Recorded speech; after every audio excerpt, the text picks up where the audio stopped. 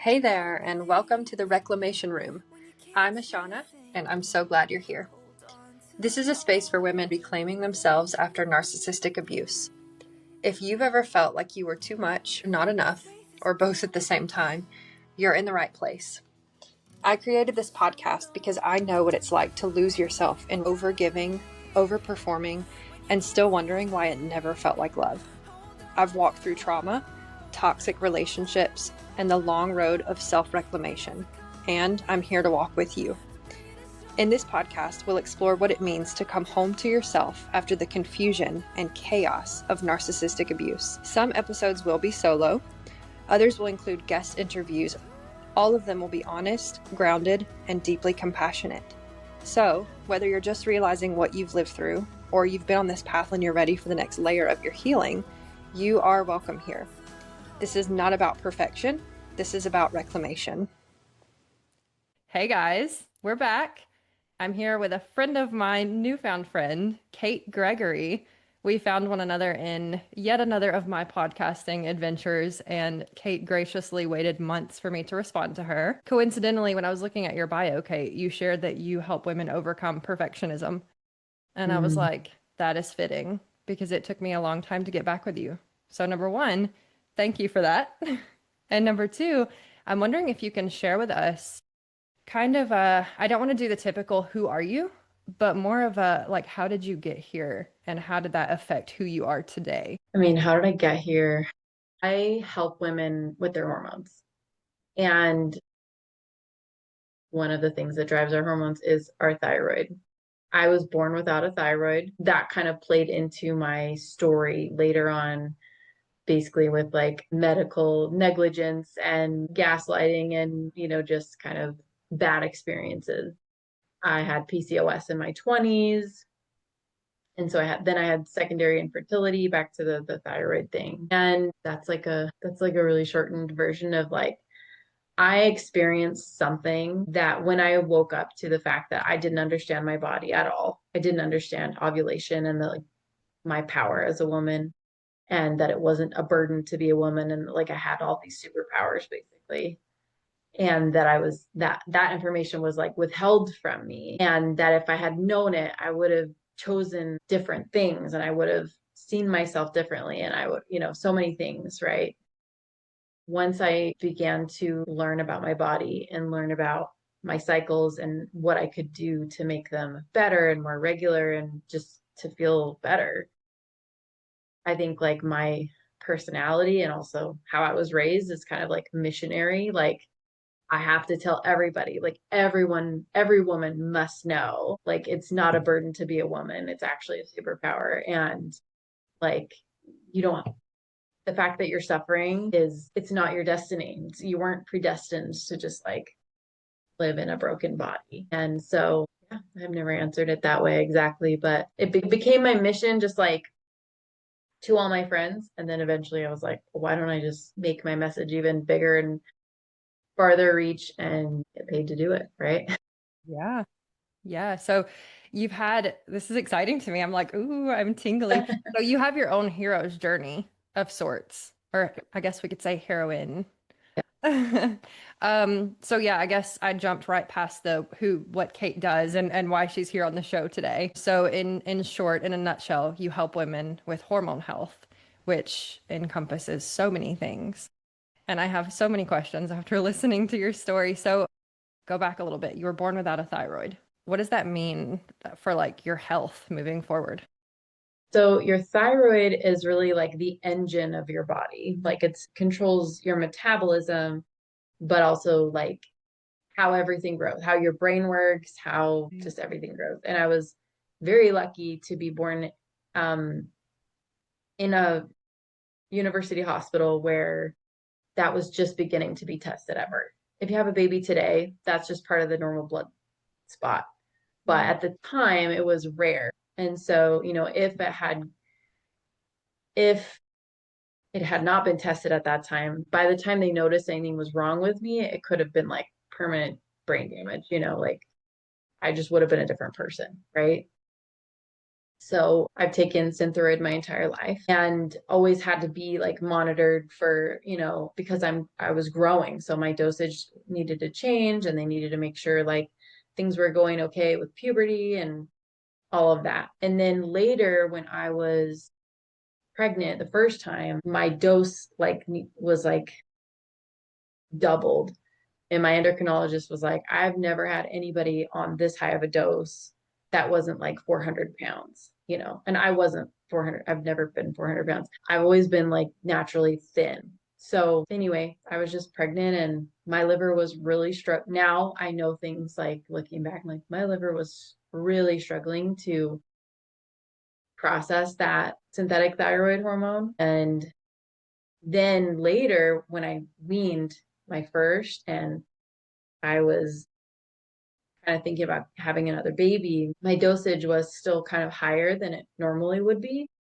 And so my period never came back. And it was just like waiting and waiting. And like that was when I started doing some research and started tracking my temperatures and all of these things. And I've always been kind of more like holistically minded, but I have had to rely on doctors for help with this, right? Like there's no I needed to replace my thyroid because it's crucial. Anyway, I went to a fertility endocrinologist because I thought they're an endocrinologist, so they know about thyroids, and they're a fertility doctor, so they'll know why my period's missing. And she was negligent, and she took my labs and she just like accused me of under eating and said, here's the thousands of dollars that you can spend to get pregnant again. And um, I followed my gut and did not move forward with that. I just was like, I'm not broken. Like I don't believe that I'm broken. Something's up and I'm going to figure it out. And then I eventually did. I mean, it was just something as simple as my thyroid medication needed to go down. That was it. That was all that you needed. That was all I needed. I Mm. could, I think in the process of that too, I was learning things like I got healthier too, but Okay, yeah. really it was like she was just like, well, your thyroid's not too low. But I had all these symptoms of hyperthyroidism. Like I was rail thin. Like I was just thinner than I'd ever been. And I had anxiety, which I'm not prone to. And I had insomnia and I had a racing heart. And I just thought like, I guess I'm healthy. I don't know, like I always was trained to look for hypothyroid symptoms, which are like weight gain and brain fog and being really sleepy and exhausted and heavy periods, like things like that. So I was having the opposite, and I just never thought that that was happening. Well, I mean, you're also not like you didn't go to school for that. That's why you have doctors who you can Right. not to be, Right. I was No. I was like trained, I was relying on them to tell me if things were okay on my labs. And then my endocrinologist like immediately saw the labs and was like, oh, these are way off. And like, if you got pregnant right now, you'd probably miscarry or you'd have some fetal abnormality or something, to think I was gonna like, I was told like, you need to do all these things to force your body to get pregnant. And that probably would have been thousands of dollars spent and then have a miscarriage. Yeah. Unnecessary, trauma to me. But, as I asked around, it's like nobody had nobody had answers. Nobody, everybody else was as clueless as I was. Oh my gosh. So yeah. And then my world was opened up, and so although what I think is really relevant to your audience is what I found once I started like working as a holistic hormone practitioner for women, was that so many women were burnt out, and that's coming from perfectionism and all or nothing thinking and zero boundaries, and just like not owning your own body, like being basically disembodied and accepting that this is just how everyone. Right. And accepting other people's opinions of what you should do or what is right for you and looking to an outside authority Yes. because we become out of touch with our inner authority, right? Okay, this is oh my gosh. I'm really invested in your story now. Okay, so between your first and second baby was when this happened. Mm-hmm. So was this when you got into more holistic and just kind of like dug in and made changes in your life and it went from there? Yeah. I mean, to tie in, we're all in, and this is not a professional. Yeah. Let's just talk about the clinical things, but like I had my second baby in 2020 and it was a girl. So I had a boy first, then I had a girl. And at the same time, it was also like a feminine awakening for me Mm. of like, yeah, I grew up in like a patriarchal, high control religion. And all of a sudden, I was just like, how is it that, I'm like nursing my baby, like, I'm just like, how is it that God is like just a man? Like I am everything to my babies, but female deity like doesn't exist or isn't important, or, if it does exist or whatever. So yeah, I think all of it kind of like met in the middle around that time where I was like, birth control is something I'm never going to go on again. And I'm going to be like the most literate person about my body because I can't rely on somebody else all the time to do that for me. And yeah, just like subtle changes, I think, shifts, but like a really growing curiosity inside of me to just like learn everything that I could. Just reading all the time, listening to tons of podcasts. I just felt like a sponge. I just wanted to absorb both like the deep understanding of women's bodies, but also like the spiritual like wounds against myself, right? That's a good way to put it. Oh, oh my gosh, I love this so much.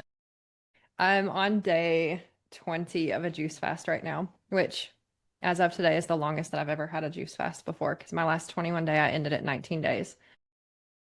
And I realized that the first portion of this fast, I was just consuming like documentaries and other people's experiences and just, I don't know, Mm-hmm. immersing myself in it just to get over that initial hump of like, you have to have willpower to do this.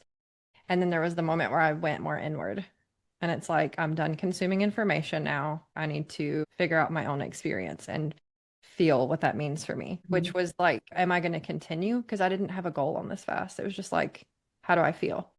So I love that we're having this conversation now because it's very timely. And I'm also wondering, have you looked up the spiritual meaning? I don't want to use the word meaning.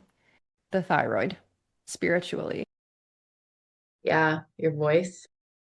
I think about so many women. I mean, like, there's statistics vary. Some say 1 in 8, and some say 1 in 5 women will develop a hypothyroid, or a thyroid disorder in their life. Now, Stop it. yeah, it's A very, and lot. there's, yeah.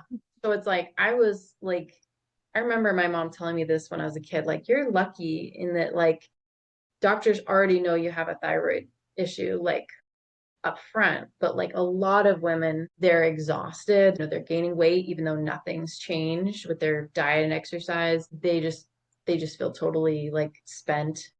That's kind of like the biggest one. Maybe they're also constipated, their hair is falling out, their skin is dry. I could go on, but exhaustion is a big one with thyroid. But they go to their doctor and they're told like your thyroid's fine. But back to your question, because I think it's really relevant to like there are lots of like actual mechanical reasons why our thyroids are like slowing down and we're struggling with this. But I also find when I'm working with my clients that have specifically hypothyroidism that they have a history of like people pleasing and not, speaking up. And we have long conversations about like, how do I say what I need without being a bitch? Like to them, it's very difficult to assert themselves and to use their voice their whole life. And interestingly enough, like going back to just voice in general, like when I was pregnant with my first baby, so I'm a singer, I've always sang, it's like breathing to me. But when I got pregnant the first time and I was like very pregnant, I stopped being able to sing. Like I could not sing above like a middle C. And every time I even tried, I would just break down crying because it was like, it's like if you can't walk all of a sudden and you try to walk, it's like devastating. And even my speaking voice, if you listen to the sound of my voice, speaking voice prior to 2017 is like different. Like it's still different now than it was then. My speaking voice is still different. It's forever lower. And it took me like a couple of years, it was actually around 2020 when I started like using my singing voice again. Like literally like 2.5 years where I just kind of avoided it because every time I would, and it used to, I mean, I'm surprised I'm not crying right now. Literally like last week I was talking about this and like sobbing again because Why did it happen? hormones can change your voice as well as prolapse, like because where your diaphragm is, like I trained with like this understanding of my body, it's like using a muscle and then that muscle like changes location and you suddenly don't have that control anymore. And I don't know what metaphysical thing was at play as well, right? But after I had my baby and I had like some uterine prolapse, which is very common, not talked about enough. But I think, yeah, the place, I just had to like completely relearn how to. I feel like I'm getting off track so much. I'll get us Yeah, back. we are. So can you sing? You can sing now, but it's differently than it used to be. So it was never ever again the way that it used to be. Yeah, I mean, I think if I worked at it a lot more, I could get better. Like I said, I didn't sing for like 2.5 years. It's like exercising something. So no, it's not the same. I can't hit the same notes that I used to hit, but I've expanded my range quite a bit in the last 5 years. Wow. I just, well, number one, I'm so sorry because I used to be like an avid reader. Like ask anyone who knew me, and I would have multiple books in my bag at any given moment. That would like my life was reading. And somewhere around the time that I moved to Arizona with my girlfriend, I just stopped reading. And then my first marriage, I didn't read. It just wasn't there anymore. And now like I'll read nonfiction, but I think I've read 3 fiction novels in the past like 15 years. Hey, you and me are the same. I'm like, That's what is literally a going muscle that I've like been exercising this year. I've been like, I'm gonna read a fiction on? book. Yes. But here's my recommendation, Anne of Green Gables. Really? You read it? No, I've never read that. It's It's such a just like classic. it's just happy. It's just happy. I'm gonna Because have I to. read, and maybe you're gonna cut all this book stuff out, but I read The Nightingale, which Okay. was a really good book, but like heartbreaking because it's like about World War II and these women and what they did. So it's a really amazing book, but it's like, you're gonna Heavy. stop. But Anne of Green Gables is just like, oh my gosh, like reclaiming pleasure and joy and whimsy and just like enjoying the natural world. And that's like actually like what I'm all about. Like what I really believe is an antidote to what causes our hypothyroidism, right? It's like not allowing ourselves to have pleasure and safety and like stretching out the feel good moments as Yeah. much as we can. Interesting. I may leave this in as a tip for women because we do have women who listen to the show who it's like categories almost. So, like, of course, we'll have women who are in narcissistic relationships as we speak, and it's like, this is a lifeline. I need to hear this. Like, I may not even be ready to leave, and I acknowledge that, but I'm starting to learn about what I'm going through. And then we have women who maybe have gotten out and they're still like rebuilding, rebirthing themselves. And then there's also women who they don't really feel like they've ever been in that kind of relationship or been abused in that way. And maybe the trauma was a long time ago, but it doesn't quite feel like trauma because I thought that was normal. And yet they have these symptoms and they're like, oh, wait, this resonates. So this is really interesting because there's an interplay here, I think, between themes of like, it was fascinating how the thyroid is the voice and 1 in 5 women, and just thinking about that, like the implications and the voice, like, Yes. holy cow. So your doctors said that everything seemed fine. Yeah. Yeah, the fertility doctor said, "Well, you're just exercising too much and you're not eating enough. You're just too skinny," is what she said. I was like, "Well, no, I eat a lot and I only exercise 3 times a week." Like she didn't ask me, right? Like that was the number Mhm. one. She just accused me and said I was too skinny, and I said, "Do you want me to gain weight?" You Tell me know, what to do and I'll do I it. will How do gain we fix weight, right? this? I'm thinking root cause. Oh, if I'm Mhm. that means that I got to do something about it. And she totally brushed it off. She was just like, that can be hard. So, here's what we're gonna do. And we're gonna run this test to make sure you don't have 5 babies at once and whatever." And I was like, you know, definitely don't want that. That escalated um, quickly. yes. And I mean, I really attribute it to my gut, just my womb just being like, this isn't right. I mean, and years prior to that, in 2014, I went like 9 months without my period, and I had this horrible acne all over my chin, very like classic PCOS. And the chin can And be the liver too, right? what? The chin can be the liver also. Yes, yeah. And then like later in my pregnancy, I had like the worst acne ever. Also kind of a liver Wow. toxic I'm so load sorry. thing. Yeah, it's all right. Get me now.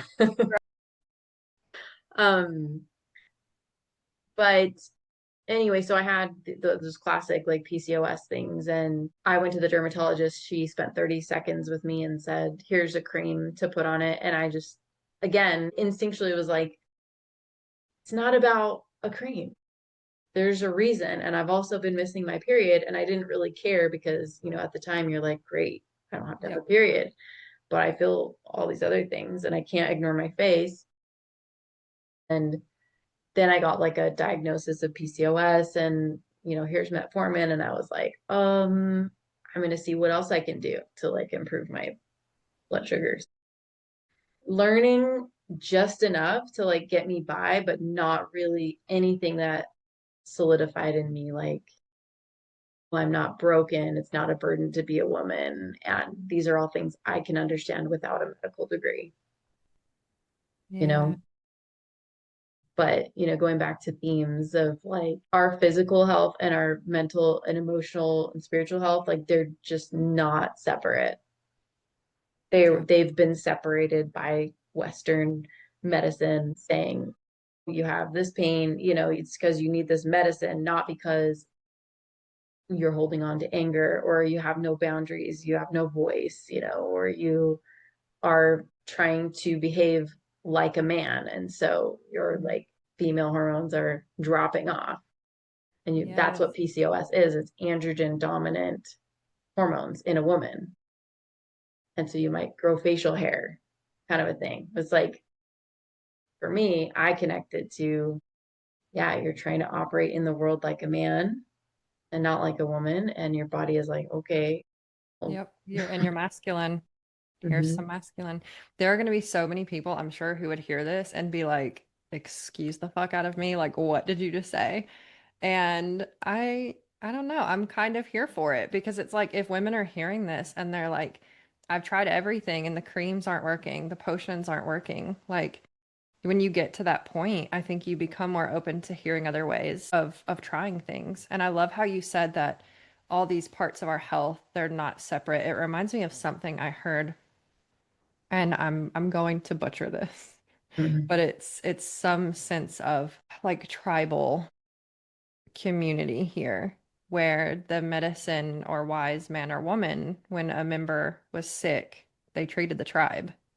mm-hmm. They didn't just treat the person. And it just, I don't know, hearing you say that about PCOS, I'm just like, that makes so much sense.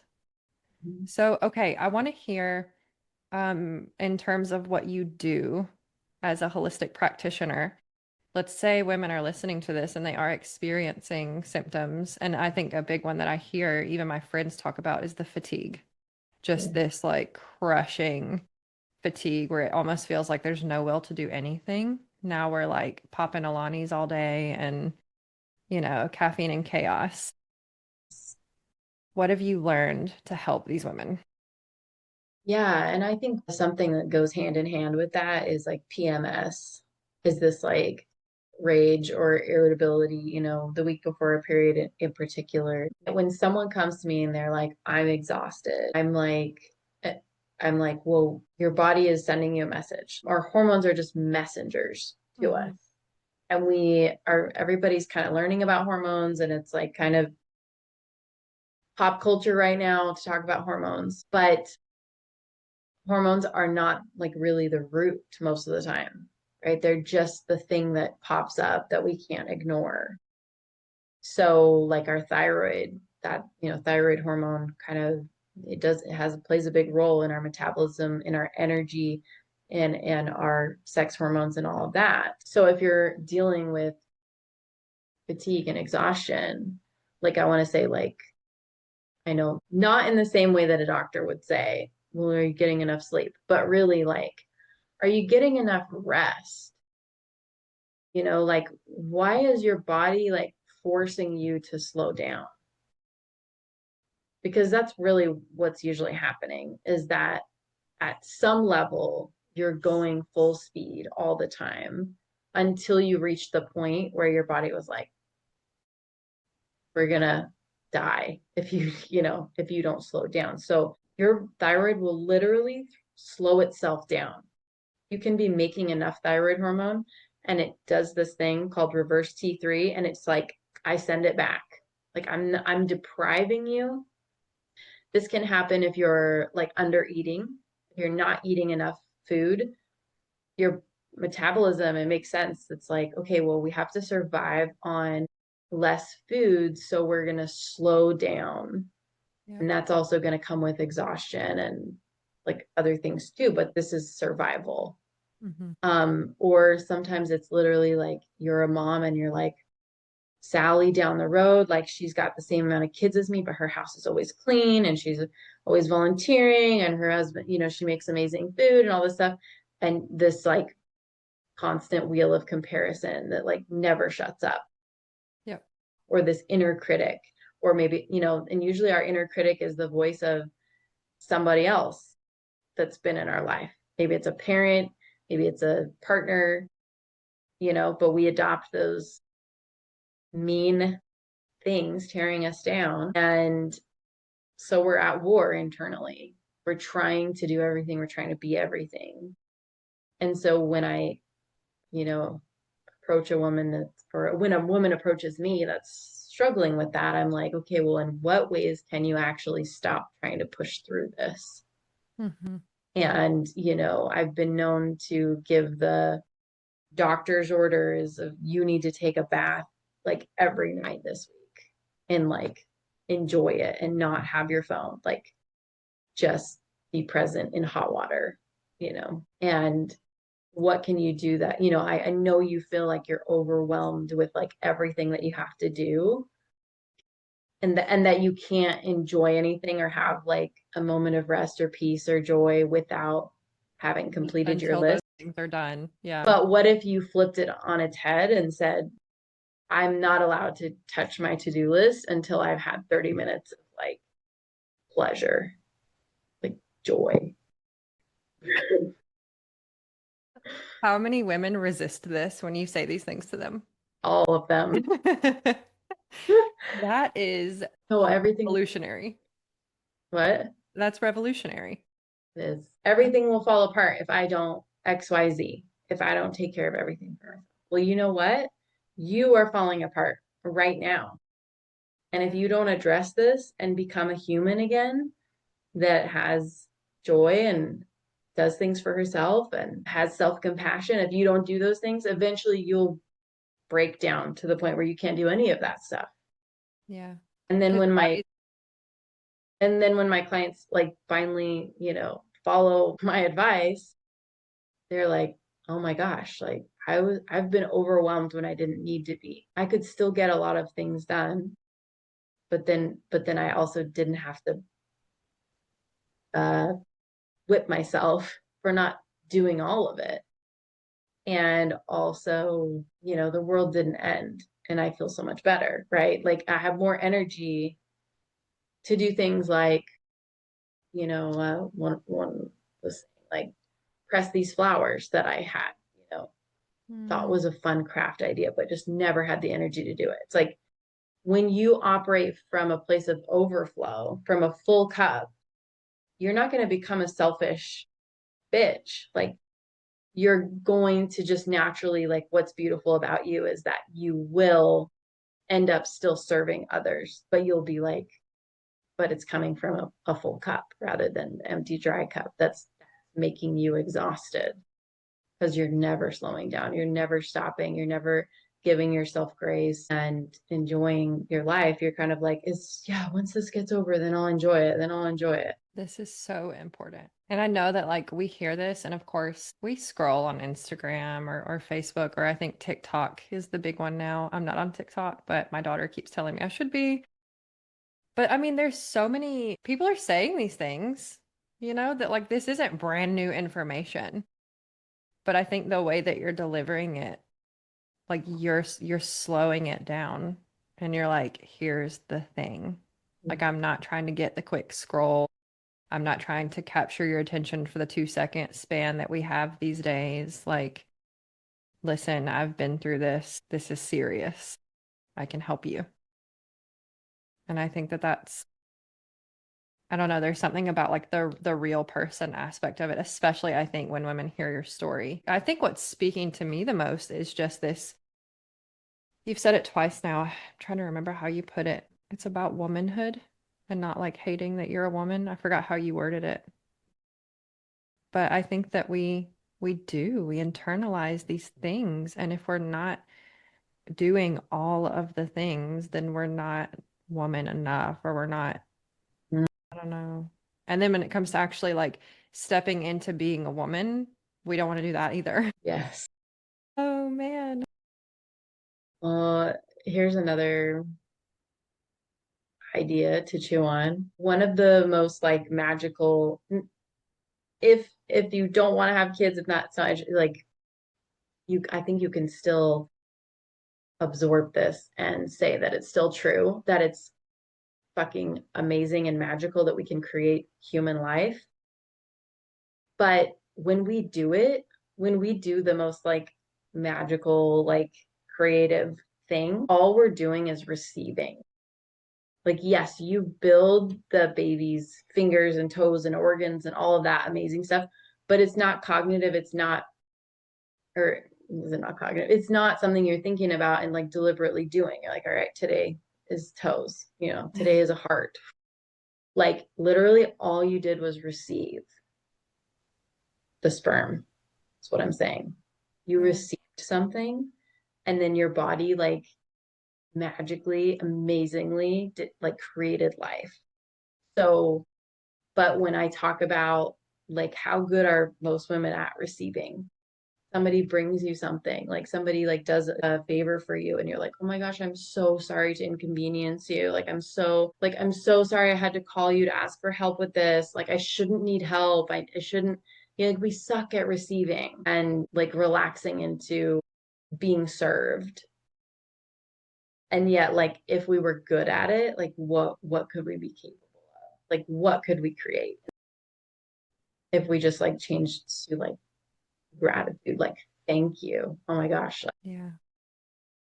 This is really relevant too, because a lot of the women listening, I know that a lot of women that I've spoken with have shared that whenever someone is giving and it's time to receive, there's a fear of trusting that because of the way that that's happened in the past and how it's been harmful and hurtful in the past. And I love your story of I just decided to step into my own power then.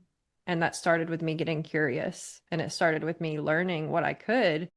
And then from there, it sounds to me like you've built your own belief systems and bolstered that around the information that you took in, scientific information, medical information. Now you've branched out and there's spiritual information, and now you have this beautiful philosophy. And it all started with you were being gaslit too. You were trusting someone else's authority too. That's so hopeful. Yeah, thank you. Thank you for summarizing it that way. And I think you're totally right on the nose, and that like kind of back to what I was saying, like we need to learn to give to ourselves, like receive self-compassion. That's actually like the first lesson I give you in my program is like, here's how your hormones work. Okay. Like here's what ovulation is and all of that you need to know. Second is self-compassion, because without self-compassion, all the other stuff that I'm going to teach you is just going to become another to do, another overwhelm, another thing you failed at. thing you. Yeah. That you So, can beat yourself up over. right. So the majority of my coaching then too, because it's like, there's trainings, but then there's also coaching, is like, okay, yeah, you learned a new thing this week about food or about exercise, movement, or about sleep. Like you learned that and you probably identified like, oh crap, I've been shooting myself in the foot in this area. But like, how can you talk to yourself? How can you practice talking to yourself in a way that allows you to change and to grow and to not beat yourself up when you don't follow the advice that you just heard? But because that's a growth mindset, that's like, and so you have to learn to receive that from yourself. And it looks like talking to yourself, literally, like, and giving yourself soothing touch and things like that, right? Because if we haven't experienced that before, that can be extra hard. Sometimes I give my clients words. Here's what you can say back to this part of you that's mad, that's trying to control, that's trying to make you perfect to protect you. You can thank them for showing up and caring and trying to make things better. And then you can let them know, like, that's actually not helpful. It's actually making things harder for me when you talk to me, when you call me names and when you say these horrible things about me. And actually, I am a good person. I'm doing my very best. And I have a lot of things to unlearn. But, I care about me. I care about us. And, I need love and support right now. And then you can give yourself a hug or just some kind of, enjoyable, comforting thing. This is how we reparent ourselves. Yeah. It's funny when I look at my older children who unfortunately and sadly, and a part of me doesn't like talking about this and saying this, but it's true. They didn't receive that much affirmation from me because I didn't know. And I look at my 5-year-old now and he will talk himself up. He will be like, "Oh man, I carried that. I am so fast. I'm strong. I did great on that." And I'm like, "Yeah, you did. Yeah, you did. You're so cool." And I think it makes sense that we don't know how to do these things because we weren't given these things, you know? And so of course it feels lame at first, but it's like, hey, if you're not going to do it, nobody else is going to do it.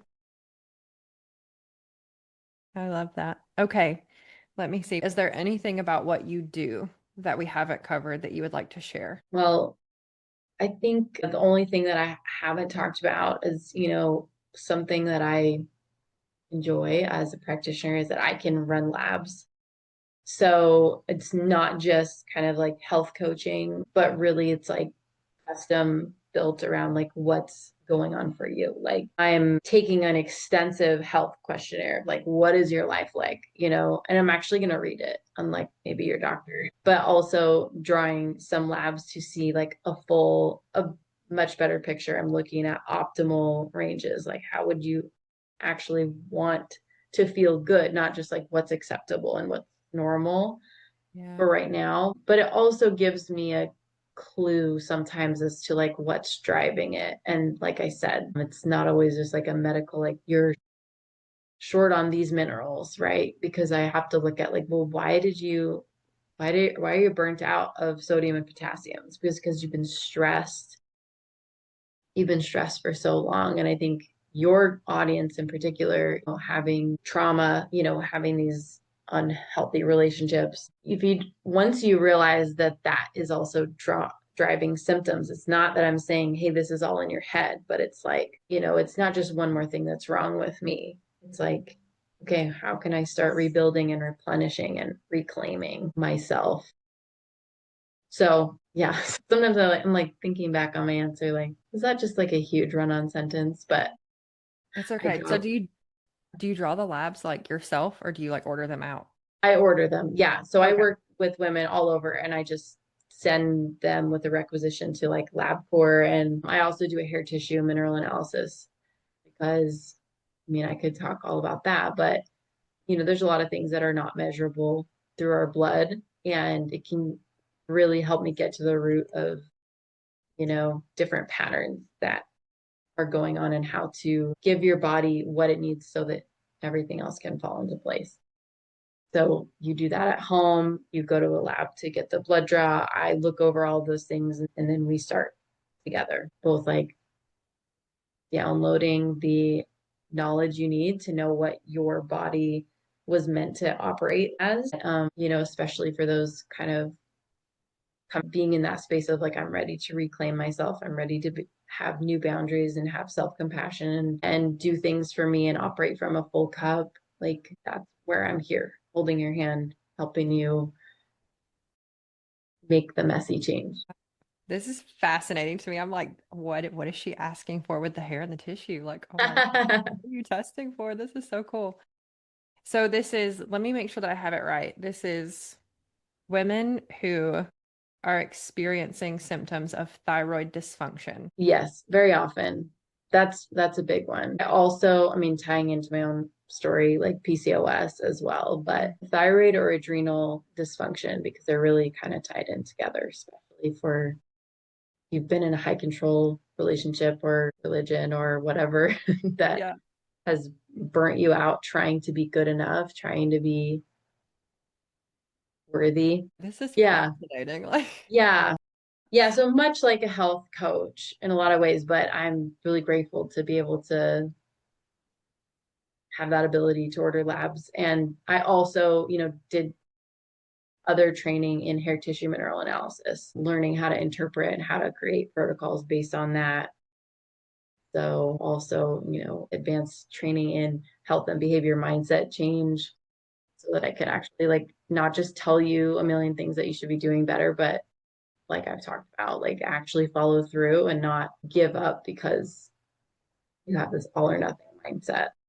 yeah, you're so humble. I love it. You're like, and I have this and no big deal, but okay, so I hope that anyone who is experiencing any of the above, which for anyone listening, and when we say adrenal, we mean like the stress response, those little glands that sit above your kidneys, and you've had high cortisol levels for a long time, and you're drinking coffee and you're stressed out. Now you're tired all the time, and your little guys are just trying to catch up, and they just can't, and everything's pumping, and you're done. You're depleted. Yeah. Yep. Yeah. If you So wake up in the morning after 9 hours of sleep and you feel like you could sleep another nine, like that's a good sign that your adrenals are calling out sick.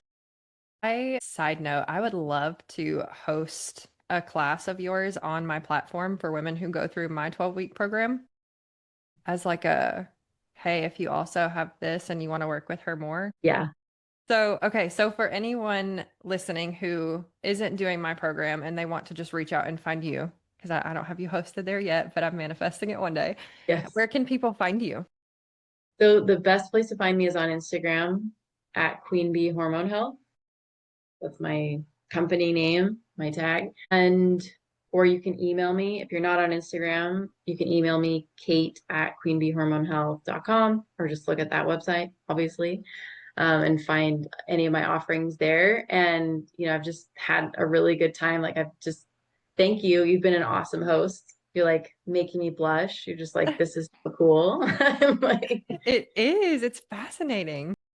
it really like energizes me to talk to people about it face to face because a lot of times like I'm talking into the void like on Instagram and I'm like I've been talking about this for 2 years nonstop and everybody probably knows it but Does then anybody even care anymore? does anybody even care but then you have a conversation on a podcast and people are like what yes, Mhm. so I just appreciate you as an audience and as a thank you to you and your audience. If you are nodding along, like she said, if you wake up just feeling totally exhausted, burnt out, and you're not sure where to get started, no matter where you are in your relationship, in your journey, I have a 7-day adrenal reboot.